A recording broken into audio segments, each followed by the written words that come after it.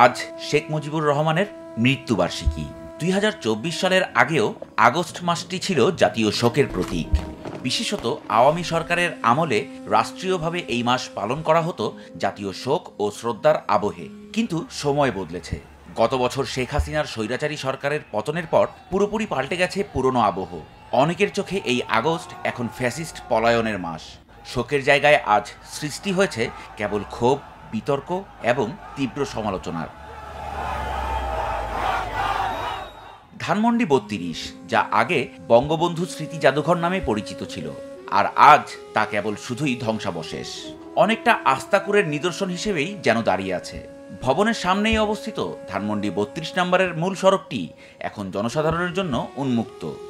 কিন্তু স্বৈরাচারী সরকার থাকাকালীন সময়ে সেই রাস্তাটি ছিল সম্পূর্ণ অবরুদ্ধ। সেখানে ছিল না সাধারণ জনগণের প্রবেশাধিকার। সেখানে থাকত কেবল নির্দিষ্ট দলভুক্ত শ্রেণীর পদচারণা।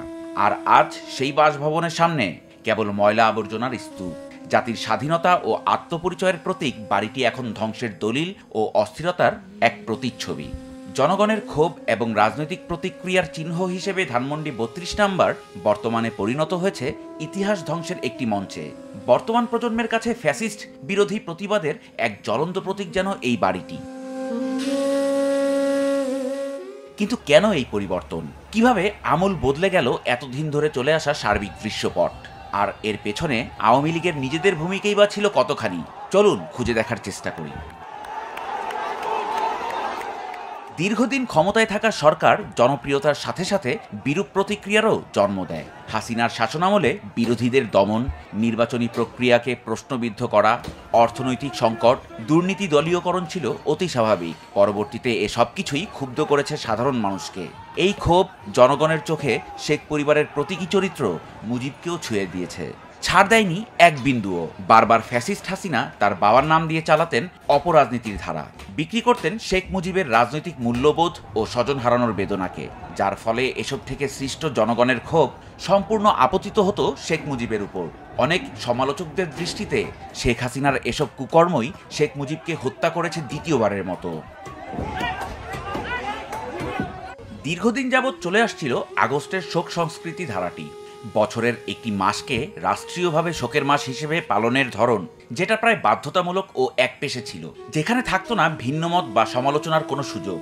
এই শোক পালন যখন একটি রাজনৈতিক অনুষ্ঠানের রূপ নেয়, পাশাপাশি জোরপূর্বক সমালোচকদের কাছ থেকে কেড়ে নেওয়া হয় তাদের বাকস্বাধীনতা, আস্তে আস্তে এসব কিছুই তখন রূপ নেয় গণমানুষের ক্ষোভ ও অস্বস্তিতে। ফলে শোক পালনের উদ্দেশ্য সফল না হয়ে তা এখন উল্টো রূপ নিয়েছে বিরূপ প্রতিক্রিয়ায়। আওয়ামী লীগের ভেতর দুর্নীতি, ক্ষমতার অপব্যবহার, বিচার বহির্ভূত কাজকর্ম এবং সর্বোচ্চ দলীয় নিয়ন্ত্রণকরণ ছিল অত্যাধিক মাত্রায়। যদিও এই অন্যায় বা অপকর্মের সরাসরি দায় শেখ মুজিবের নয়, তবে আওয়ামী লীগ যেহেতু মুজিবের দল হিসেবেই সুপরিচিত, তাই দলের নেতিবাচক কাজের প্রভাবও মুজিবের ভাবমূর্তিতে পড়েছে।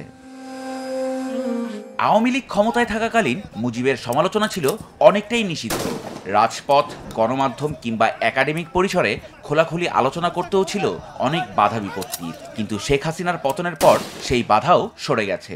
বিরোধী দল, বামপন্থী শক্তি, এমনকি সাধারণ নাগরিক সমাজও এখন মুজিবের রাজনৈতিক উত্তরাধিকার ও নীতি নিয়ে খোলাখুলি সমালোচনা করছে। এই নতুন রাজনৈতিক আবহে মুজিব কেবল ইতিহাসের পিতা নন, তিনি এক আলোচনার, বিতর্কের এবং পুনর্মূল্যায়নের কেন্দ্রবিন্দুও। নতুন প্রজন্ম শেখ মুজিবকে কেবল জাতির পিতা হিসেবে নয়, বরং বিতর্কিত রাজনৈতিক চরিত্র হিসেবেও বিচার করে থাকে। ফ্যাসিস্টের আমলে বইয়ের পাতায় ইতিহাসের ব্যাপক পরিবর্তন ঘটে।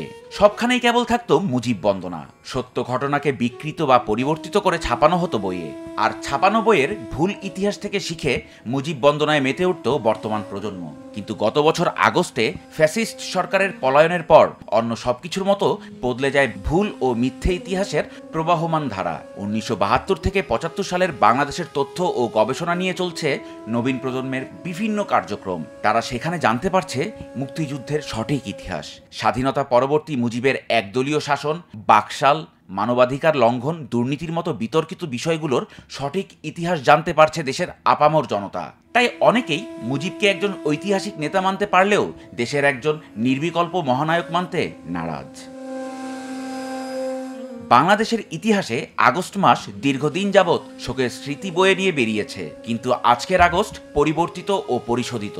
যেই আগস্ট একসময় বহন করত আওয়ামী লীগের শোকের চিহ্ন, আজ সেই আগস্ট বহন করছে স্বৈরাচারী আওয়ামী লীগের পতনের চিহ্ন। সময়ের পরিক্রমায় ইতিহাসের প্রতীকগুলোকে নতুন আলোয় দেখা ও পুনর্মূল্যায়ন করাই সভ্য সমাজের দায়িত্ব।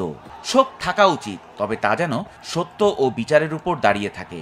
আর শেখ মুজিবুর রহমানের ভাবমূর্তি যদি ভাঙে বা পাল্টায়, সেটিও একটি ঐতিহাসিক বাস্তবতা, যা কোনো চাপিয়ে দেওয়া আবেগ দিয়ে আটকানো যাবে না। সহজ ভাষায় বলতে গেলে আগস্টে শোকের পরিবর্তে ক্ষোভের বিস্তার শেখ হাসিনার আমলে জমে থাকা রাজনৈতিক, অর্থনৈতিক ও সামাজিক ক্ষোভের বিস্ফোরণ। এই ক্ষোভের প্রতিফলন কেবল ফ্যাসিস্ট হাসিনা ও তার দলের বিরুদ্ধে নয়, পাশাপাশি ঐতিহাসিকভাবে তার বাবার ভাবমূর্তির উপরেও প্রতিফলিত হয়েছে। তাই আগস্টের শোক এখন মানুষের মনে নয়, রয়ে গেছে কেবল ক্যালেন্ডারের পাতায়।